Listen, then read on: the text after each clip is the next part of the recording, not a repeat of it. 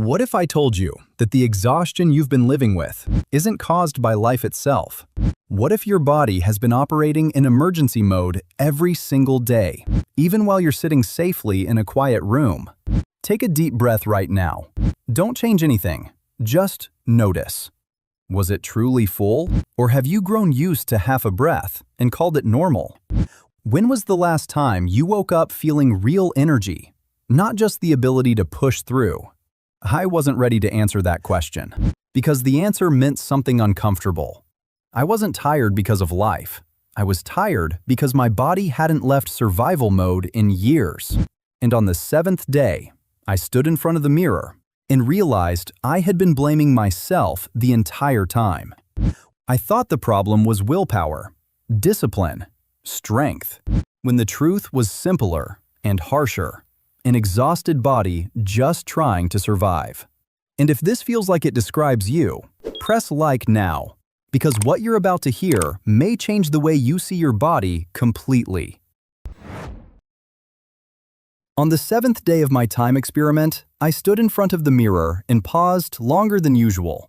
There was no dramatic physical transformation, no sudden change in my features, no overnight reinvention, but there was something undeniable. A deep calm, steady focus, a wider, fuller breath than I was used to. And that was the moment everything shifted. I realized I had grown accustomed for years to a lower level of performance and called it normal. I had grown used to sleep that never fully restored me, energy that fluctuated throughout the day, a subtle tightness in my chest, a constant internal noise I had mistaken for modern life. If this sounds familiar, you're not alone. The problem is that we adapt quickly. We adapt to fatigue, to tension, to average performance. And then we forget that a better baseline is possible. What happened wasn't a temporary surge of motivation. It wasn't psychological expectation. It felt like multiple systems inside me quietly recalibrated, without announcement. And the beginning wasn't my skin, not my energy, not my outward appearance. It started with something far simpler: breathing. In the first hours, I noticed the air entering more deeply. The exhale became longer, more relaxed. The subtle resistance in my chest, something I had normalized, began to fade. It wasn't dramatic. It was more precise than that. Thymol, the primary essential oil in thyme, is known for supporting the respiratory system and assisting the natural mechanisms that clear the airways. But what mattered most wasn't just the physical effect. It was the neural signal. When breathing becomes easier, the body sends a message to the nervous system. The threat level is low. As danger signals decrease, the nervous system begins to settle, and that's where the first real shift occurs. We underestimate how much breathing influences everything else: heart rate, sleep quality, emotional reactivity. When breathing calmed, everything else followed. But the real surprise didn't come during the day. It came at night. The next night, I didn't change the number of hours I slept. I didn't alter my routine. Yet the quality itself was different. Deeper sleep, more stable, less fragmented. I woke up without the usual mental fog, without the heaviness that demands extra coffee to lift. Plant compounds in thyme, such as luteolin and apigenin, are associated with supporting the calming of excessive neural activity, that subtle tension we carry all day without noticing. We don't always experience stress as obvious anxiety. Sometimes it appears as shallow sleep, mild mood instability, an exaggerated reaction to small situations. When that internal noise began to lower, I didn't feel overstimulated. I felt steady. And this distinction matters deeply. Stimulation lifts you quickly, then drops you. Balance keeps you stable.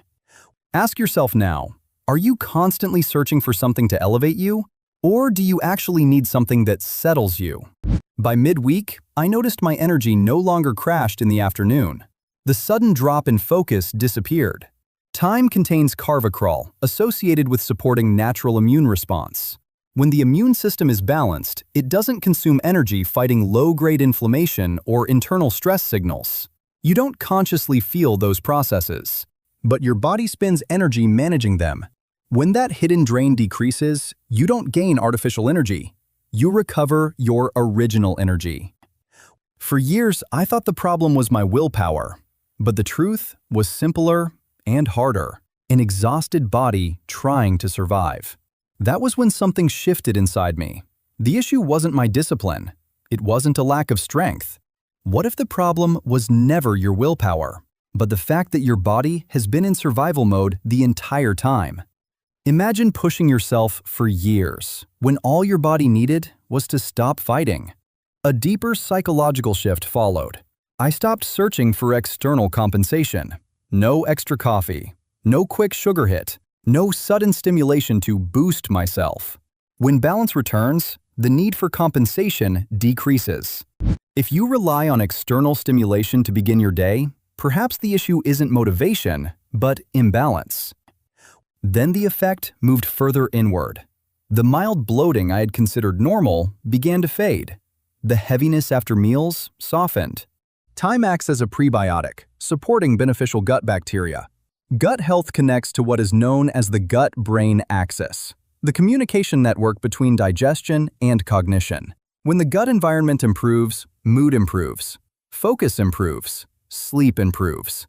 And that's when I saw the full picture. Breathing supported the nervous system. The nervous system supported sleep. Sleep supported immunity. Immunity supported energy. Digestion supported mood. These weren't isolated improvements. It was a system reorganizing itself. As the internal balance stabilized, the external began to reflect it. Clearer skin, less redness, gradual improvement in texture. The antioxidants in thyme help reduce oxidative stress, a factor associated with dull skin and accelerated aging. It wasn't magical. It was gradual, but real. By the end of the week, it wasn't about one specific improvement. It was an overall sensation. Difficult to quantify, but unmistakable in experience. A deep internal calm. A steadier pulse. Less muscular tension. As if the body had stepped out of constant defense mode. And that's when the true realization arrived. People are always looking for something that elevates them. Rarely do they ask, what if the problem isn't lack of stimulation, but excess depletion? 7 days didn't transform my life entirely. But they revealed something I had avoided admitting. I had been living at a minimum, and convincing myself it was normal. It changed how I understand my body. Chronic fatigue, shallow sleep, subtle tension, these are not normal. We've simply adapted to them. And the most remarkable part? The experiment was simple. 1 teaspoon of dried thyme in a cup of hot water, or adding it regularly to food. No complication. No exaggeration. If you've reached this point, perhaps your body has been signaling you for a while. Try 1 week, not to prove anything, but to observe. Don't look for a miracle. Look for the first quiet signal that your body is working the way it was meant to.